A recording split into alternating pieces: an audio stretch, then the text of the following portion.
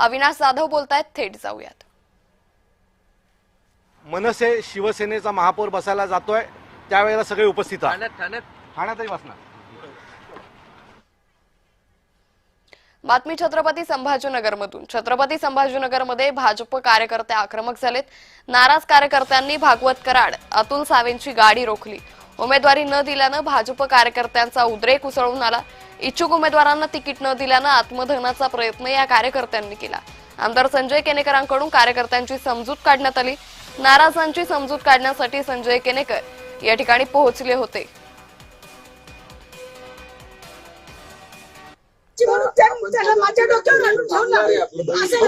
आपल्या पदमपुऱ्यात कामगार आहे मयुरी वर्तुलेले, तिला आपण तिकीट दिलेलं आहे असं नसतं सर। तुम्ही आम्हाला जर म्हटले असते तुमचं काम कमी आहे, आम्ही मान्य केलं असतं। कुणाचंच काम कमी नसतं। टीमला निर्णय करताना एकाचं नाव तुम्ही निर्णय बदलता काय हे? मग तुम्ही सांगायचं ना आम्हाला, आम्हाला विश्वास घ्यायचा होतो ना। आपण डायरेक्ट तिकीट कापली कशामुळे? बावनकुळे साहेब आल्यानंतर 9 जणांच्या टीम मध्ये आपला निर्णय झालेला आहे। तो 4 दिवसापूर्वी झालाय, आपल्याला पण माहित नाही, सर्वे करून झालेला आहे। तर तो आपण त्याचं विचारलं पाहिजे की मला सर्वे मला किती मार्क होते का नव्हते, हे आपल्या घरात बसायची बोलायची गोष्ट आहे। पण हे ऐका ना तुम्ही प्रत्यक्ष दाखवायला पाहिजे असतं की हे तुमचं इथं लिस्ट मध्ये नाव नाही, आम्ही मान्य केलं। माझं तर टॉपवर नाव होतं, लास्टपर्यंत टॉपवर नाव होतं पक्षामध्ये। ऐका, जिथं त्या एका ज्या बाईचं कुठंच नाव नाहीये, कुठंच काही नाहीये, त्या महिलेला तुम्ही 2 घंटे आधी तिकीट देता।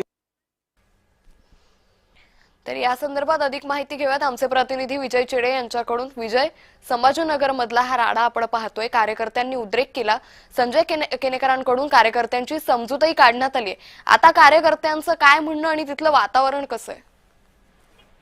नक्कीच अंकिता, जर पाहिलं तर भाजपमध्ये जे आहे ते मोठा राडा झाल्याचा आपला पाहायला मिळत होता आणि यामुळे मंत्री अतुल सावे आणि भागवत कराड यांच्या गाडीवरती कार्यकर्त्यांनी काळं देखील फासलं होतं। उमेदवारी न दिल्याचा राग जो आहे तो या कार्यकर्त्याच्या मनात होता आणि आम्ही भाजपच्या पदाधिकाऱ्यांना, वरिष्ठ नेत्यांना बोलण्यासाठी जात आहोत, मात्र ते बोलू देत नाही असा आरोप देखील या कार्यकर्त्यांनी केला होता। काल त्यांना उमेदवारीत डावलल्या गेलं होतं, त्यामुळे हे संपूर्ण कार्यकर्ते जे आहे ते आक्रमक झाले होते। मंत्री अतुल सावे यांच्या गाडीवरती त्यांनी काळं देखील फासलं होतं। भाजपच्या कार्यालयासमोर जे संपूर्ण प्रकरण ते जे आहे घडलं होतं, मात्र यामध्ये आमदार संजय केनेकर यांनी मदतही केलेली आहे। सदरील जे इच्छुक नाराज कार्यकर्ते आहेत त्यांच्यासोबत संवाद देखील साधला होता। पक्ष एकाच वेळी सगळ्यांना न्याय देऊ शकत नाही असं देखील त्यांनी यामध्ये म्हणलं होतं। आपल्याकडून सर्वे करण्यात आला होता आणि त्या सर्वेमध्येच आपण कोणाला उमेदवारी द्यायची हे त्यामध्ये ठरलं गेलं असल्याचं देखील केनेकर यांनी म्हणलेलं आहे। आणि आता सदरील जे इच्छुक नाराज कार्यकर्ते होते त्यांच्यासोबत संजय केनेकर यांची चर्चा देखील झालेली आहे। त्यातील जे आक्रमक कार्यकर्ते होते त्या कार्यकर्त्यांना गाडीत बसून आता आमदार संजय केनेकर हे भेटीसाठी बाहेर घेऊन गेल्याचं देखील पाहायला मिळालं। त्यामुळे आता भाजपची परिस्थिती जी आहे ती निवळलेली आहेत, मात्र संपूर्ण कार्यकर्ते आता शांत झालेले आहेत का हे देखील पाहणं महत्त्वाचं आहे। कारण सध्या मंत्री अतुल सावे आणि भागवत कराड या दोघांवरती जे आहे ते भाजपच्याच पदाधिकाऱ्यांचा राग असल्याचा आपल्याला समोर आला होता आणि त्यामुळे आता संजय केनेकर हे आता समजूत काढण्यासाठी या कार्यकर्त्यांना घेऊन गेलेले आहेत।